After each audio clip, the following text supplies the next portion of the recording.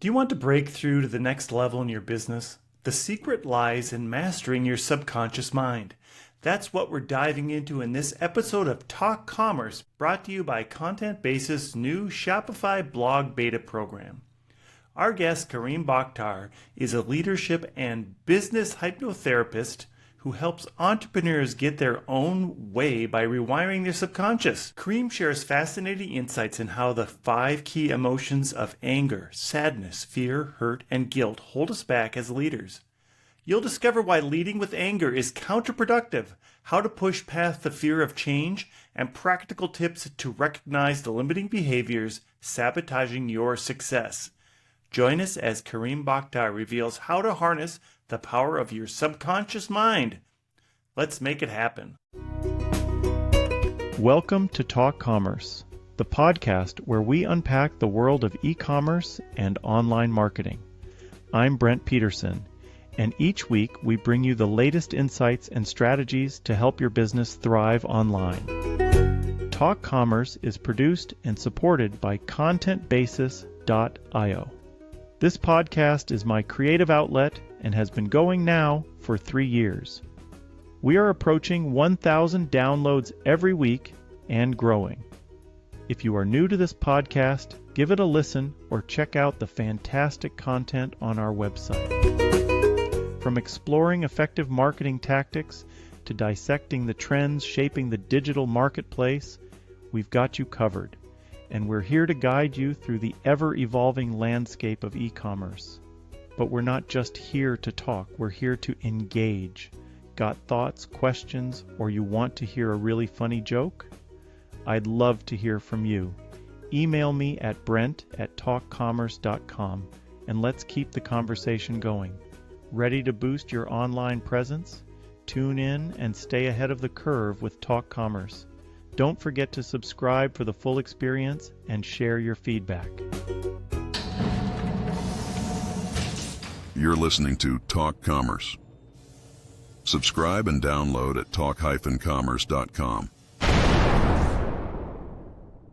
Welcome to this episode of Talk Commerce. Today I have Karim Boktor all the way from Australia. We discussed, we're not quite 12 hours apart, but it's the morning for me, or for him, and it's the evening for me. So, Karim, go ahead, do an introduction. Tell us your day-to-day role and one of your passions in life. Thank you so much for having me, Brett. My day-to-day role is I'm a leadership and business hypnotherapist. So often people want to gain more profits in their business and they seek for marketing or business consulting. However, it's usually not the problem most of the time. Most of the time, the problem is within them. So I help people get out of their own way by getting into their subconscious and rewiring their brains. That's awesome. And do you have any passions that you're passionate about? Passion, I love extreme sports. I love adrenaline sports. Skydiving. I just came back from a slingshot where I was in like a little ball and I was slingshot into the air, as fast as 3 Gs. So I love anything like that. Wow, that's awesome. You might be the person that's in the cannon at the circus. Yeah, that could be me. All right, Graham. So before we get started, you have graciously volunteered to be part of the Free Joke Project. I'm going to tell you a joke. All you have to do is give me a rating for that joke, 1 through 5. And we discussed you could be creative in the rating as well. But anyways, give us a rating on the joke. So here we go. A caveman and a bear walk into a bar. The bartender says, "Okay, what's your story?" Caveman replies, "Bear with me." That's definitely 5, only because I'm going to be using it with my kids later on today. So thank you so much. This is awesome. Hey, there you go. Pass on some love, right, to the sunshine. Is it a sunshine country? What is Australia like? What is your... Look, there's different climates because Australia is so big. We're in the south. The north of Australia is quite hot. It's quite sunshiny. Melbourne is like London. But at the same time, it can be sunshine during summer. So we've got different climates. But for most of the time, it's not so sunshine. We've got 5 seasons in a day type of thing. No, gosh. Okay, good. Well, I'm in Minnesota, so we're in the middle of summer, and we're just starting summer. And some parts of the country are still experiencing a little bit of winter. But anyways, let's talk about business or let's talk about the subconscious mind.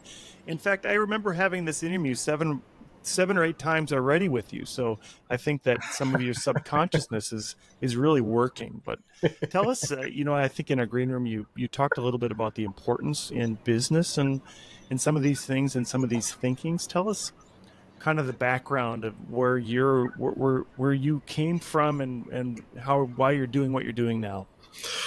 Sure. So I was in my third or fourth business, just settled into it. I was pretty confident going in, just finished my MBA. And at the same time, I had my first child. And it felt like a truck had hit me because my son wasn't sleeping. We didn't know that he had colic, so he had some digestive issues. And what it meant is I was waking up every half an hour. So I was going into my business, into work, already on the back foot. I was trying to rebuild this new business that I had purchased, but I was slowly realizing that it wasn't working out. My business looked like it was going to crash because I couldn't make the right decisions as a leader in my business. I was starting to get very anxious because of the direction that I was going in. It then started to spiral out even worse because I slowly found out that I couldn't pay rent, couldn't pay wages. And one day my wife found me curled up into a ball, scared, crying.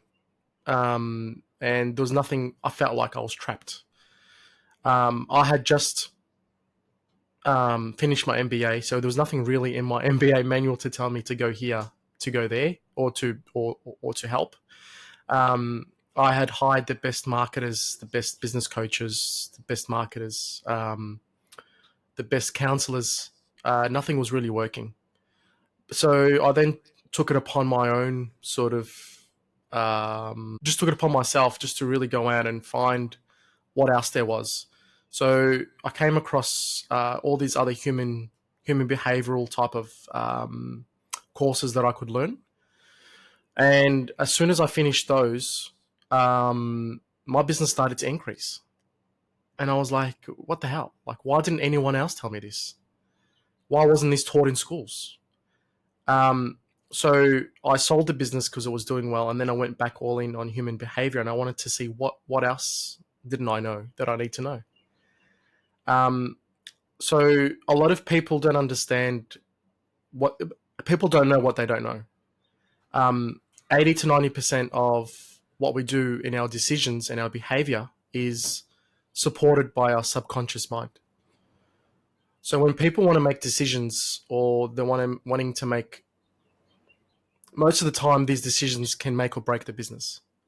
Or sometimes a lot of decisions like, death by 1,000 paper cuts type of thing. If they're constantly making small wrong decisions, then this is the reason why their business fails. And they're automatic, and they don't know that it's this thing that lives inside them that runs their body like a parasite. They don't even know that's in there. They're not even aware. So yeah, it's my mission to bring it to life, to tell people that, hey, there's this thing that's inside of you that you need to know about, that's controlling your business and your life too.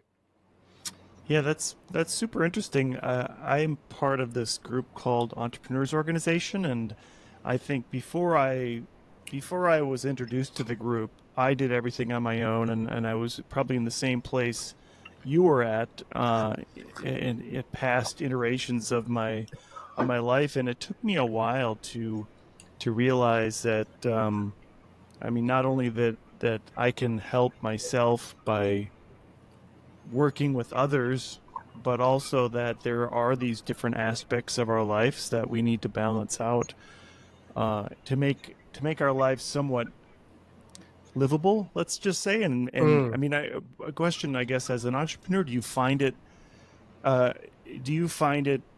that entrepreneurs are unique in the sense that sometimes they go through this and they can't reach out to other people or have a hard time reaching out? Great question. Great question. So I find that with entrepreneurs, the reason why they are entrepreneurs is there's usually a story within their lives, a story of resilience. And this is the reason why they become entrepreneurs.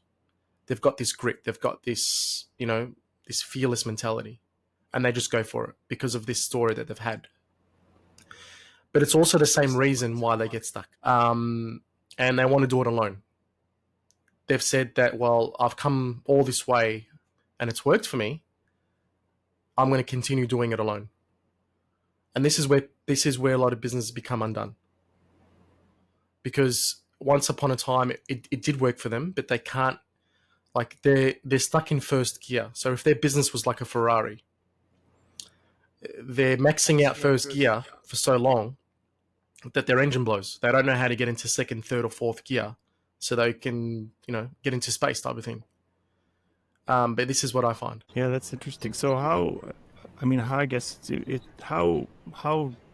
important is it that you understand your subconscious and how it works? It's so important that it's probably the life or death of your business, but not only your business, but your life as well.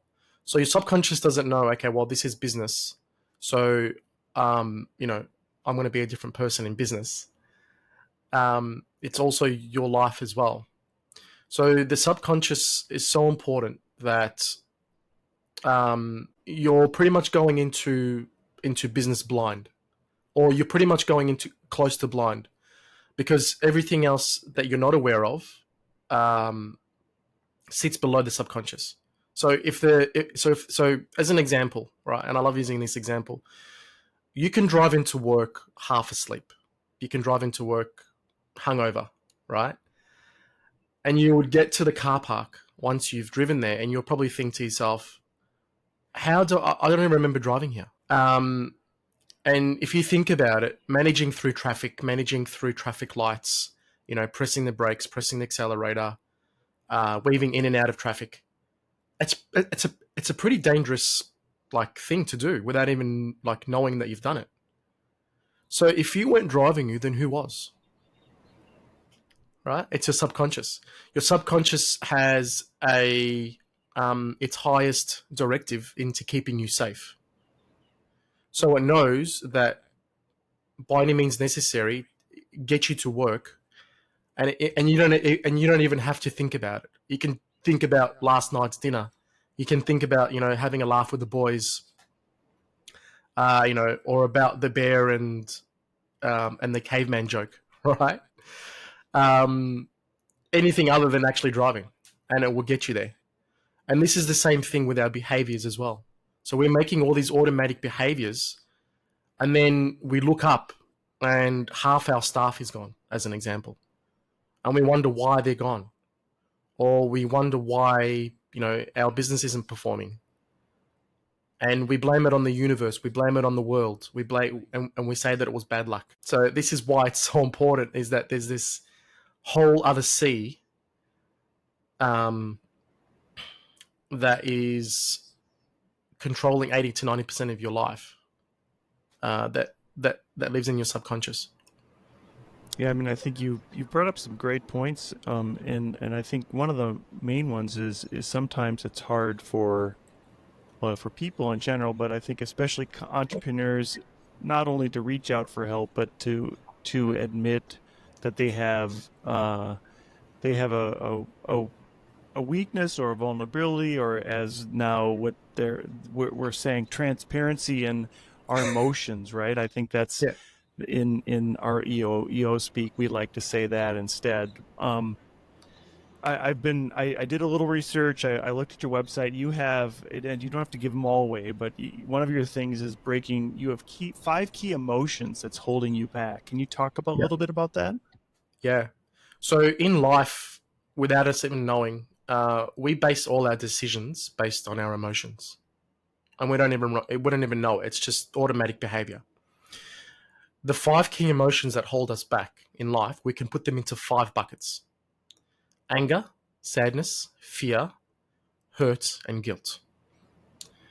So whenever I get entrepreneurs, or whenever I get leaders in business tell me that they're feeling stuck in their business and they can't move forward, it really comes down into the simplicity of putting their problems within those 5 buckets. And then what I do then is I use the Boktor method, which is advanced hypnotherapy, to let go and to rewire their brain. How do you help?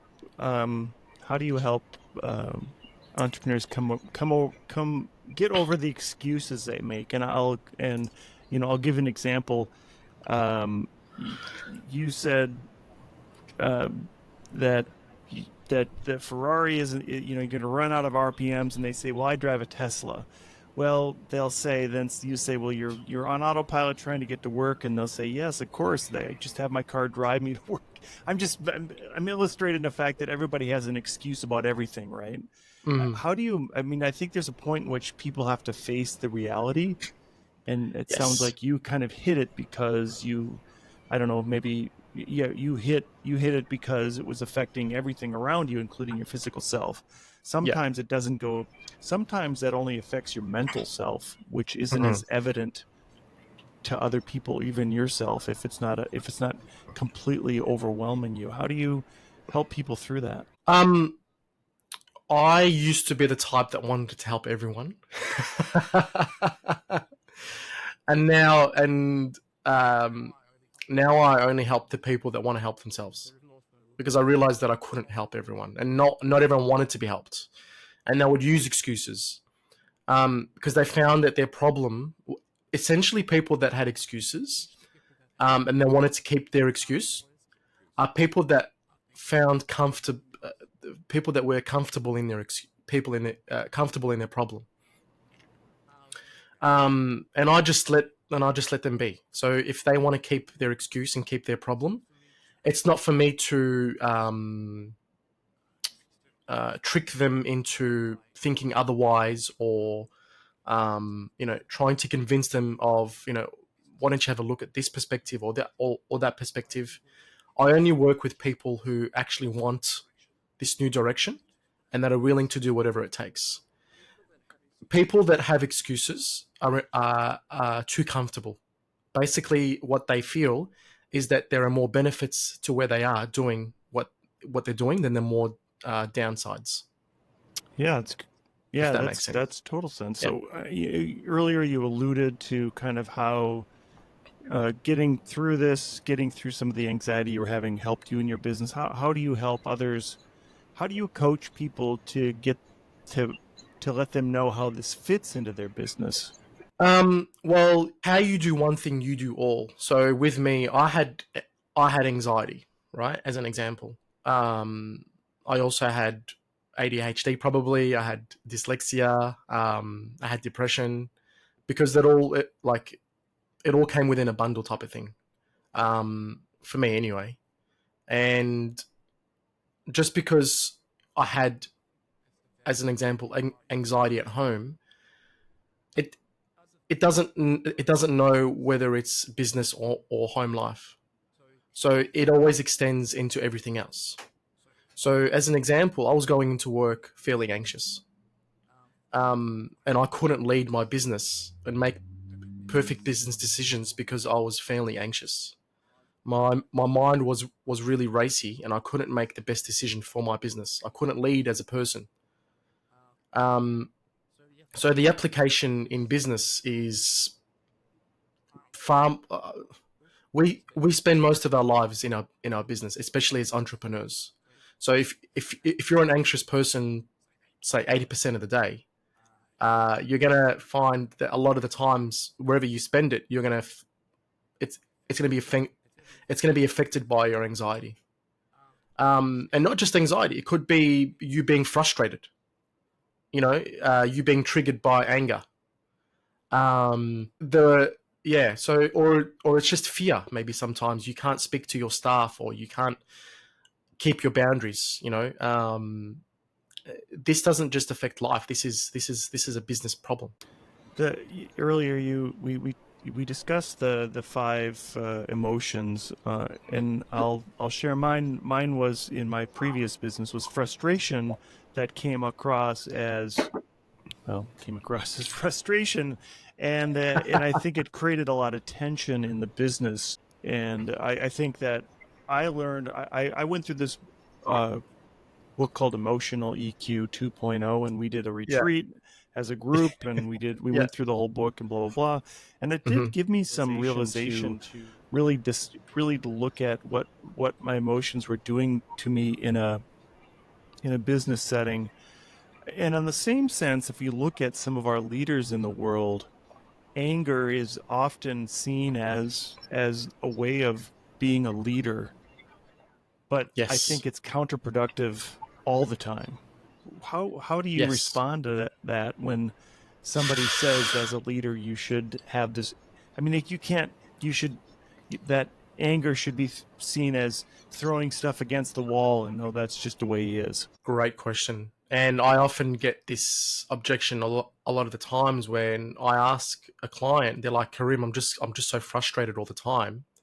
And I simply ask them, are you prepared of letting it go of this trigger? And they say, well, yes and no, because I need this anger because it gives me energy. It helps me propel me into the business and makes, like it gives me the spark that I need. And there, right there is the belief that they need this anger. And I like to compare it to if you've if anyone's read like The Art of War or just knows, like if you're already going into war or if you're already going into battle and you're already angry, you've already lost. If you're going into surgery as a surgeon and you're full of emotions and you need to complete a task surgically with utmost precision, or you need to do a mission. This is essentially what we're doing as business owners. We need to complete an objective. If we're going in there clouded by this frustration and anger, we've already lost. We need to go in there calm. We need to execute. We need to understand and make decisions rationally. Without making any rash decisions. As well, you're not really perceived as a good leader if you're throwing stuff at the wall or if you're doing all these things. People are seeing you as a child throwing a tantrum. So, um, although it may have some applications sometimes, where their boss is perceived to have these boundaries, and it's perceived as more of being motivated more by the stick or the carrot. It's complete. The application is not very useful in business. It's not very sustainable, and there are better ways. Yeah, that's really good. I had an interview earlier in the week or last week about the how difficult it is to self promote, and I was reading on your website that one of the things is conflicts. Guilt can lead to a fear of failure or an aversion of self promotion. And as an entrepreneur, especially as a brand builder in these times where part of yourself is to sell things like that, for me anyways, that you Yeah. need to have a bit of self promotion. But there's, I mean, certain parts of or certain cultures where self promotion is prominent, and then there's also Mm. culture where it's not, where it's actually frowned upon. How, Mhm. how do you get people past that and then being comfortable? Well, it all comes back to a belief and a decision that you've accepted that this is a real belief. Basically, what I do with all my clients is I bring them back to owning whatever it is that's happening in their life. So, people will say, oh, but it's a cultural thing. Okay, it's a cultural thing, but it's a decision end of the day that you've accepted. So I go through my Boktor method, hypnotherapy, and I reverse the time and I undo the decision that they've made, that they've accepted that they need to feel guilt or shame around self-promotion. You don't have to do the hypnotherapy with me, but it's as simple as it's a decision end of the day where you've accepted and you've decided that this is true. that you need to be part of a community where it doesn't self promote. On the flip side, Brent, if you saw someone self promoting themselves, and they're marketing themselves and they're putting themselves out there, do you think that you would be judging them? A lot of people would say no. So how we perceive ourselves, other people would perceive us, it's simply not true. It's this perception that we've got of ourselves. It's imaginary. And a lot of the times this is what I promote in my TED talk, your how to uncover your inner stutter, where we know what we want in life. We know the next steps, but we hesitate. We pause. And this is why we don't get far in our business, because there's a lot of fear. The number one emotion that holds us back in our business is fear. And it's not just a fear of failure. Just as much it's a fear of success. Because it's not familiar to us. So our subconscious pulls us back and thinks, okay, well, this isn't a familiar space for us. I'm going to keep you safe. I'm going to tell you all the reasons why you shouldn't go ahead and do the next thing that you think that would give you the next thing, right? And it pulls you back. And this is what your inner stutter is. Yeah, that's good. You beat me to the punch on. I was going to mention your TEDx talk. The idea of being able to move past that, I think a lot of people get comfortable, and especially if let's just say you have a successful business, you can get very comfortable in your success, and then afraid to change because that may break your success, but may be the very thing that's making you unsuccessful because the world changes, right? You can't be static and the world changing around you and expect everything to remain the same. Yes. Yeah. How do you help people through that in terms of, I mean, do you see that as one of the biggest things or one of the polarizing things with entrepreneurs is some entrepreneurs are all about change or they can't stay on a consistent path to finish something out, and the other ones are so stuck in it. They're the ones that have owned their businesses for 25 years and they're going to keep doing things the way they did, right? Yeah, you're right. You've hit the nail on the head. They're polar opposites. So people that are always changing and they're looking for the next shiny object, they can't cause enough friction to light that fire, right? And they wonder why they can't get anything started. Those are the people that sometimes think or feel that they've got some behaviors like ADHD. That they can't concentrate, they can't stick with one thing, which is very typical in entrepreneurs. On the flip side of that is people that are stuck in their ways, especially with new technology emerging. You've got things like AI, which is going to take over really a lot of businesses, and if they're not on the bandwagon, if they're not moving ahead with the times, they're going to be caught behind. But it's their perception, though, that what they're doing now to keep them stuck is easier than actually going ahead. But what they're not realizing is that, look, there's a famous cliche saying is pick your hard, right? Where in business or in life or whatever it is, it's always going to be hard. So if you don't do anything, you perceive that, okay, well, I'm comfortable. It's not going to be hard. But as you can see, because you're not moving with the times, you're not growing. It's hard. You're not getting customers. You're not improving. You're not growing, and it's hard not having the money. It's not hard. It's hard not growing your business. So whatever is happening in life, it's always going to be hard. So you might as well choose whatever it is that you need that needs to be hard, and that's how I reframe in businesses. They think that they're trying to sidestep hard, or they think they're trying to, not not having to do it. There's no way around it. The other thing that many entrepreneurs fall into is the idea that not only they can't change, but they want to just keep moving forward with the same thing, maybe because they're afraid um, that they'll fail in that new thing. Yes.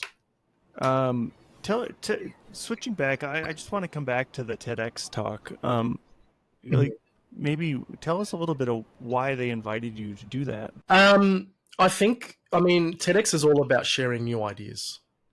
Um, I was I was really sharing a new concept, really, like a new innovative concept that no one was really talking about in business. People were talking about, marketing and AI, and they're talking about, you know, leadership, but then no one's really talking about subconscious in leadership, in business.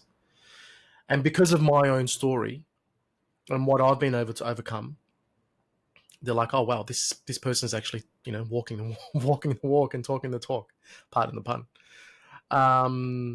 Yeah, so they invited me to help the world hear what I had to say about how the subconscious is really holding people back, in their life and in their business.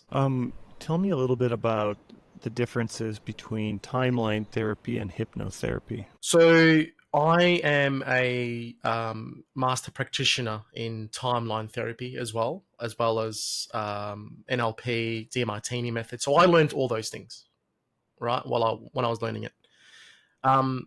Hypnotherapy um, is a tool where people use to change people's state. So they cross they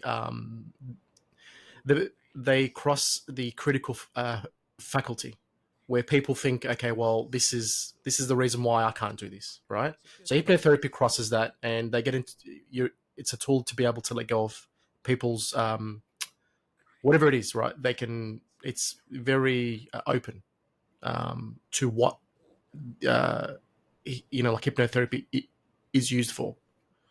As an example, quitting smoking, anxiety, fear, or whatever it is. Timeline therapy is more based on NLP.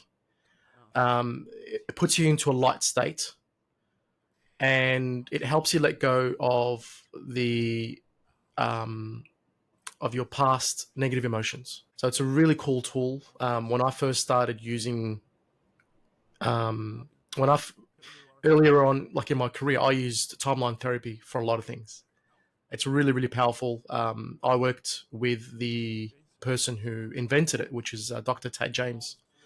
So I was taught by him, but I found it to be too quick, and I found it that sometimes people couldn't get into that state, and they couldn't let go of the emotion, um, as what they normally should. Even with my own experience, I thought, no, this is just too fast. Like, the whole experience should probably take about, 20 minutes for timeline therapy.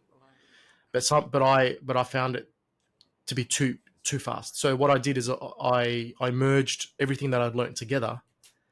And I created my own method, to help with that. I think many of us don't recognize sometimes that these things are happening to us. And I think you talked a little bit about the subconscious mind and knowing, but a lot of people don't know what they don't know. And they're unaware that they even need help. How would, if you had some advice to give out, how would you get people, or how could people learn how to start recognizing some of the behavior traits that are holding them back? A lot of people know within themselves. Like, I always say that people are the experts. You are the expert. And they know, like, they feel stuck.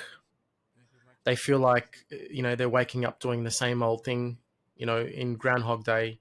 They're going through, quicksand. And there's this constant thing of like self-sabotage, possibly. There's always this pattern that keeps coming up. They attend Tony Robbins' seminar, and he's great. He's fantastic. But they think that by attending a 3-day seminar or something like this, or reading a book, or doing cold showers or cold baths or ice baths or journaling, is going to change things. And it may change them for like a week or two, but they're back to their old habits. People know that they're wanting change.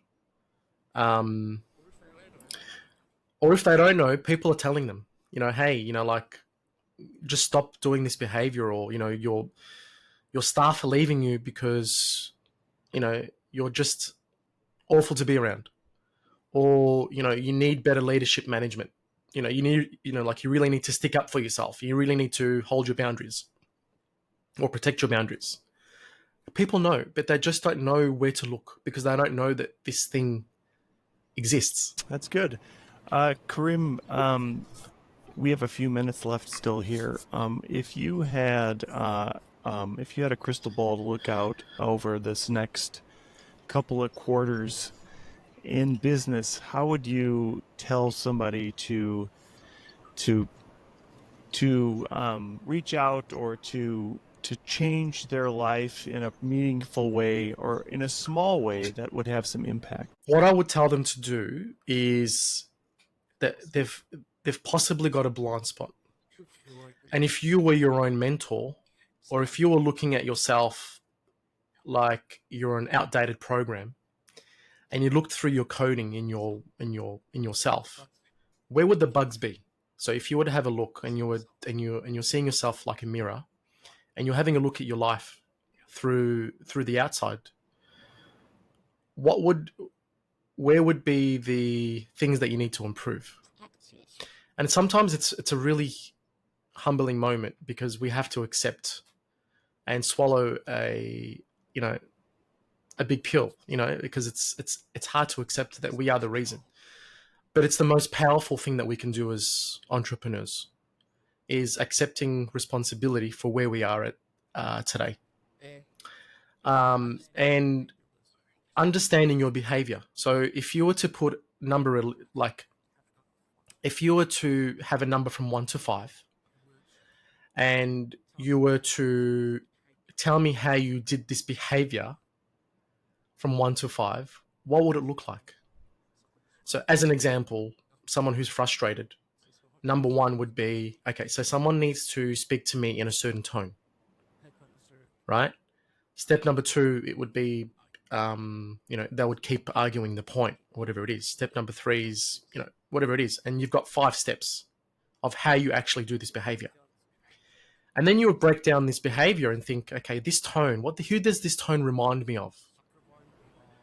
This tone reminds me of maybe my parents when they used to criticize me, right? And it be like, oh my gosh, it sounds exactly like my mum or dad, right? And they think that it's their internal dialogue, but it's never theirs. It's their parents, or it's a teacher that used to always get them in trouble, or whatever it is. But now they've got this thing, this pattern, and they're so aware of it that next time it happens again, they can think, oh my gosh, I'm back on step 1. Now I know that it's happening. I can choose now whether to go through this behavior or not. And that's just a really quick behavior buster That's good. Yeah, my wife tells me it's my eyebrows, and in my frustrated phase, I'll have some kind of eyebrow thing. I think there's a definite if there's a lot of times people know, if they know something, they also assume that somebody else knows everything about what you know about, and that if you're not a very good teacher, which I'll admit that I'm not a very good teacher, that you expect them to already know it.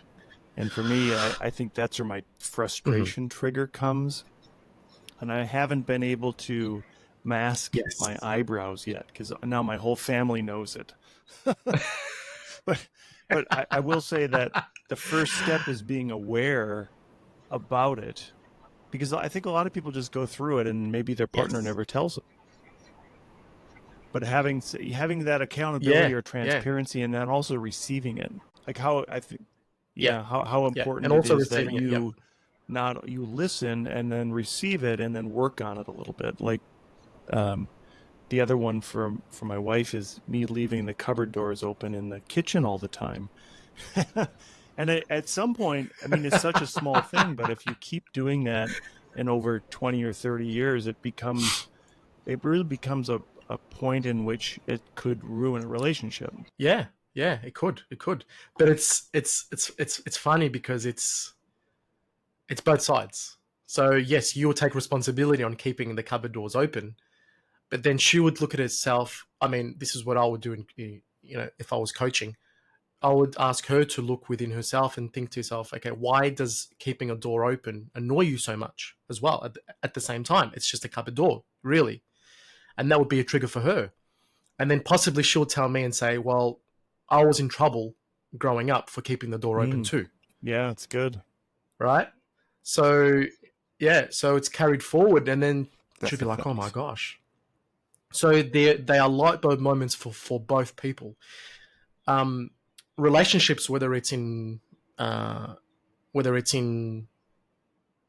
romantic relationships or professional relationships at work, in your business, should take 100% responsibility each. It's never 50-50. It's never it's never broken down like that. I believe that responsibility for both is 100 and 100. Yeah, that's good. Karim, we have a few minutes left. As we close out, I give everybody a chance to do a shameless plug about anything they'd like. What would you like to plug today? I'd like to plug a free 30-minute, obligation-free, just having a chat with me if people are interested. Some people would like to know more about this. This isn't like something that people hear about all the time, and they don't really know that if this is for them. They're wanting to know more about this. So I'm wanting to plug a 30-minute free breakthrough experience with me. Yeah. So I'd like to share that with everyone today. Perfect. I'll make sure I get those on the show notes.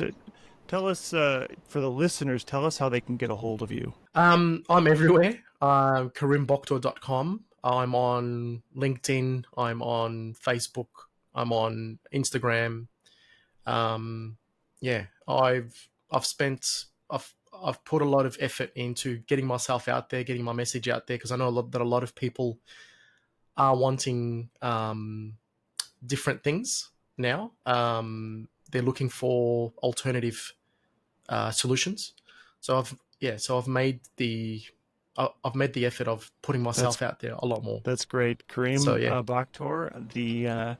I very much appreciate you being here today. It's been such a great conversation. Thank you so much for having me, Brent. Talk Commerce is a production of Content Basis LLC. For more creative content, go to contentbasis.io.